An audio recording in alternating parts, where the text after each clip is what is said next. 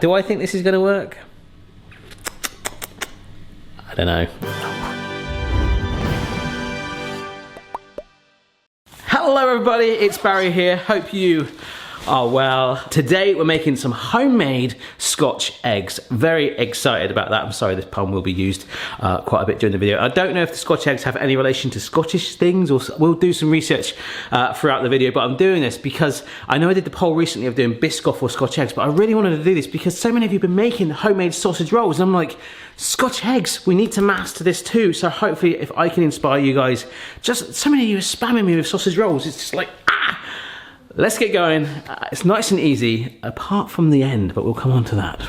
So if you don't know what a Scotch egg is, basically it is an egg encased in a meat and breadcrumb parcel. Extremely popular for picnics, just like the sausage roll. So I'm really hoping you give this a try. When you buy them store-bought here in the UK, which is very nice cold, you tend to actually have them cold for a picnic snack, you get them with a boiled egg filling. This is a smaller version. In fact, these are vegetarian ones that Phoebe gets, and you can't tell the difference. But when you get smaller ones like this, unless you're using like a quail egg or something, what they tend to do is you have the breadcrumb outer layer, then you have the meaty filling, so this is probably some meat replacement, and then for the small ones they mash up the egg. So when you have a larger version, the egg in the middle is actually boiled, but ideally when you make Scotch eggs from scratch, you want the middle yolk to be runny, and that's where I'm thinking today we might struggle, but we're gonna go for it. It's gonna be awesome. First up, we're gonna make our eggs.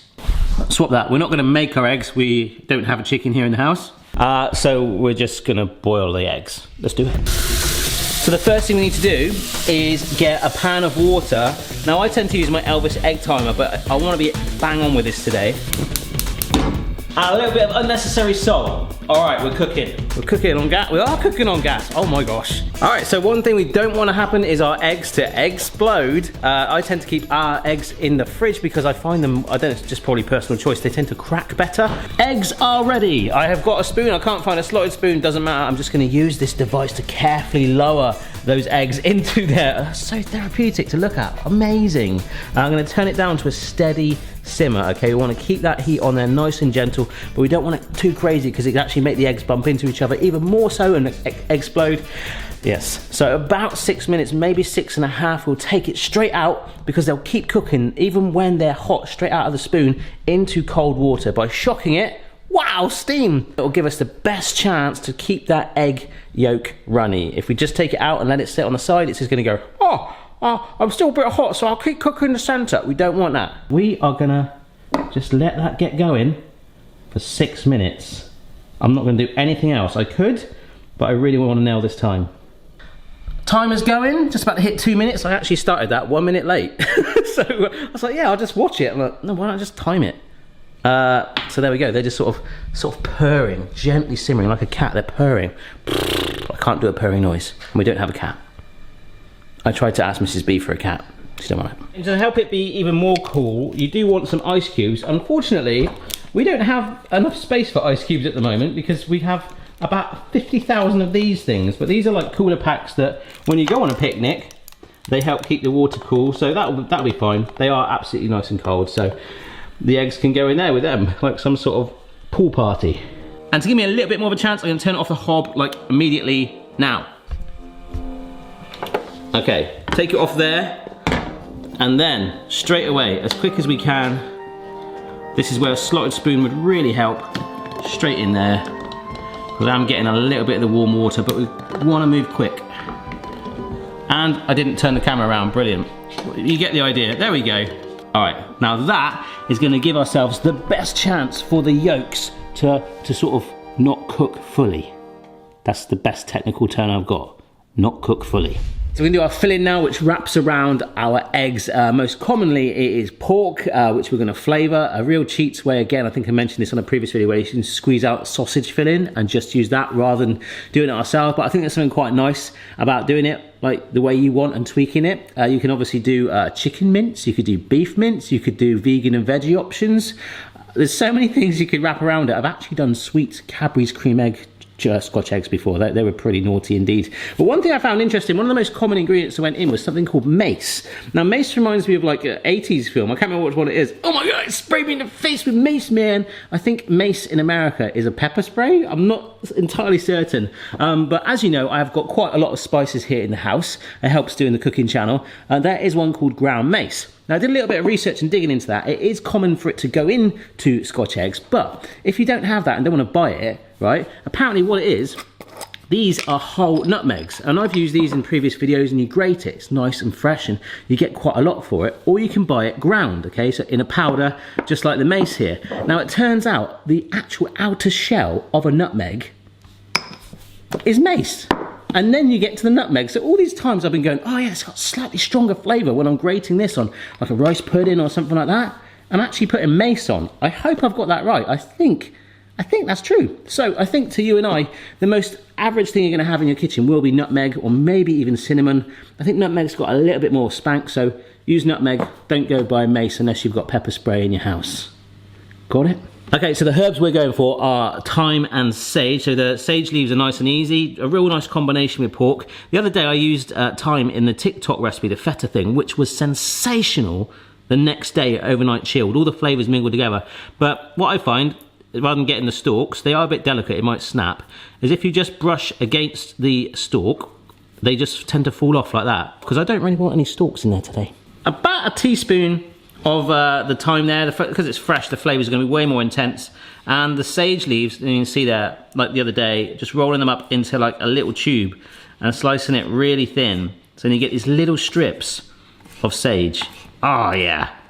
Alright, it's time to flavour up our pork. That is the pork mince looking very lonely, so let's start with an unnecessary salt so I don't have to move the camera again. Unnecessary salt. Yes, unnecessary salt, Chloe. Lots of fresh pepper. Push in those herbs. Well, I mean, I've got the mace, so I might as well use it, but like I say, if you use nutmeg, I don't think that's a problem. It does smell strong, gotta admit. English mustard for some heat.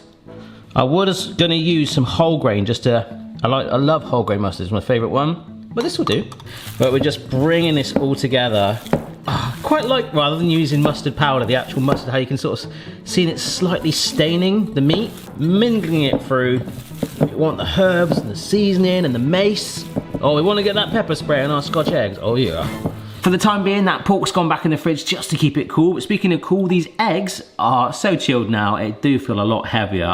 If I've hard boiled them, it doesn't matter. I'll just try them again, but hopefully you guys will smash it, you normally do. I like to actually peel my eggs underwater. Well, I just find it really easy. The shell just comes off, it just falls off nice, and it's a lot less messy. Oh no, one of my eggs is falling apart. This is the first one I did, and oh, that is soft in there as well. All right, we've got soft boiled eggs, but I just was taking it off delicately and it split, so be super careful because now I've got 3. We're down to, we're gonna end up with 1 good Scotch egg.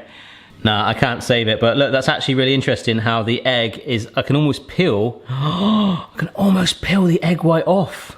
I think we soft boiled it, you know. That's one positive. All right, confession time, folks. Peeling soft boiled eggs is something I've not really done very often at all. When I have a soft boiled egg, I'll take the top off it and eat it in a holster, you know, like an egg cup. But like, I managed to do one so far, and it is super delicate, so please take your time if you're trying to do the soft boiled egg filling. An amazing prank would be to stick a century egg in the middle as well. I might do that for Stuart. Yeah, like it's done it again. This is another one, but this is actually held together. I'm wondering, I'm gonna try this one as a test, if the pork will encase it and protect it and stop the movement.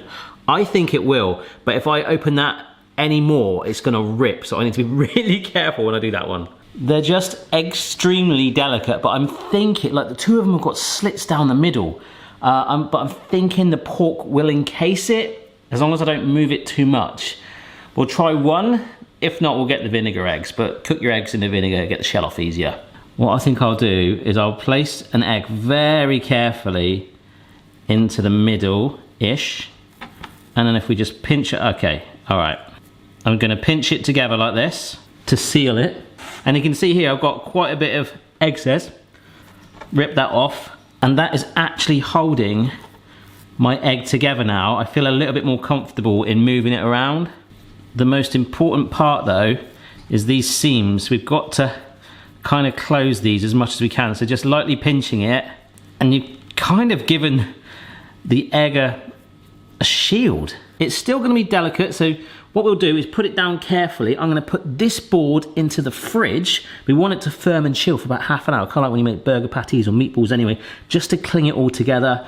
I'll do that with my other eggs. If anything crazy happens, I'll show you. If not, we should end up with 3 of these things.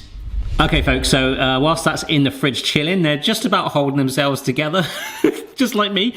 We've got the dipping station ready. We've got some plain flour, and this is some more seasoning here, so just some pepper again, but you could put some more mace in.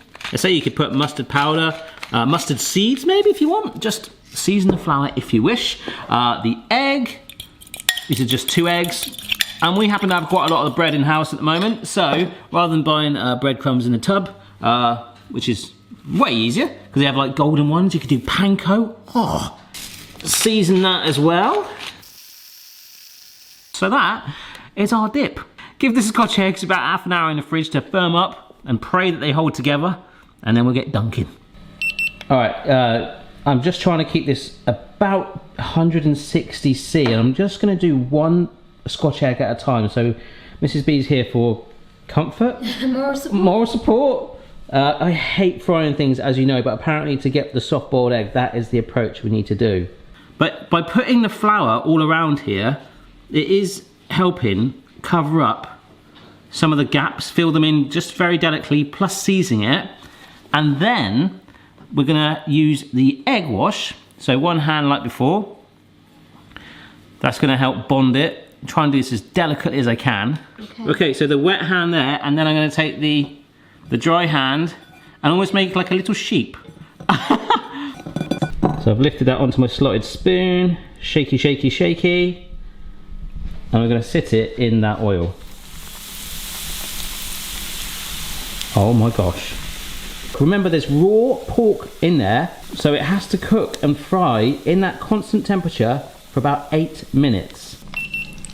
Oh, it's dropped right down. Oh, that's because of the cold egg. I was thinking that it might drop it down a teeny bit. Try and maintain a consistent temperature, folks, which is where a fryer would do that for you. Should we try an air fry one? You want? It's worth a go, isn't it? Yeah. Let's get this one to work first, hopefully. One thing that happens is, if you want that runny egg, when you slice it in the middle, once it comes out like that, you need to almost slice it immediately. So if we can get one to work, maybe we'll do another one in here, and then bonus air fry it. Another positive I was just thinking is, if it had failed by now, e.g. the yolk spilling out, we'd know by now. Whether the yolk is solid or not is the only thing, but we've definitely managed to encase it, which is half of the trick that I was finding. Those soft eggs were so wobbly. Okay folks, it's time. Gonna carefully, oh my gosh.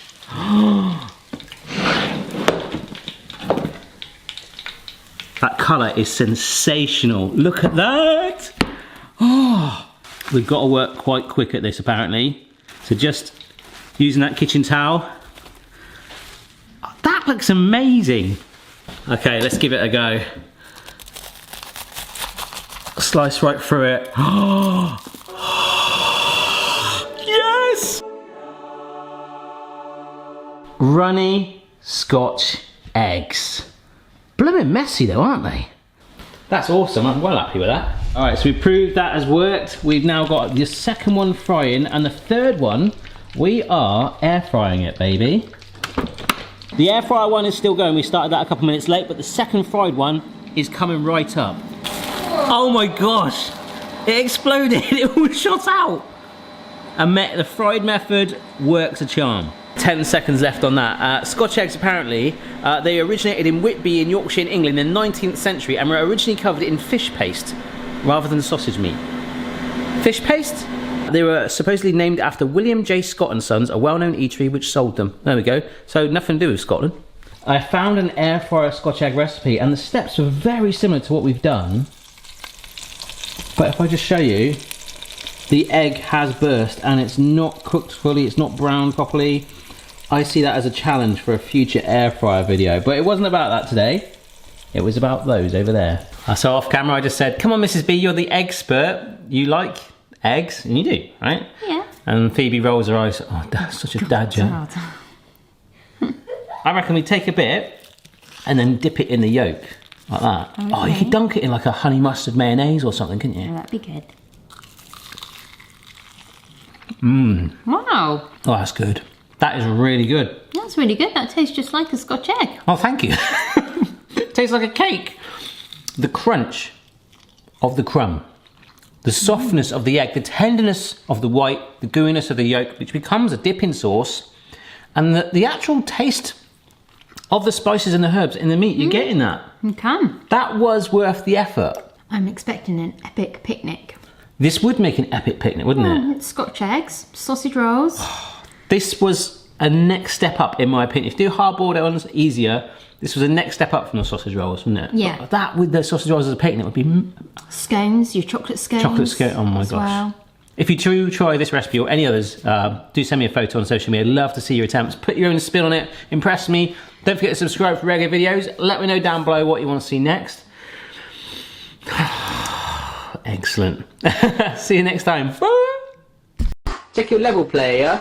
No matter what your style, the kitchen's for me. Simon's moustache, goatee, maybe all three. Oh my gosh, does it come out as one? Look, it's got a cape! Oh my gosh. Ow, that's quite hot. Alright, cheers guys.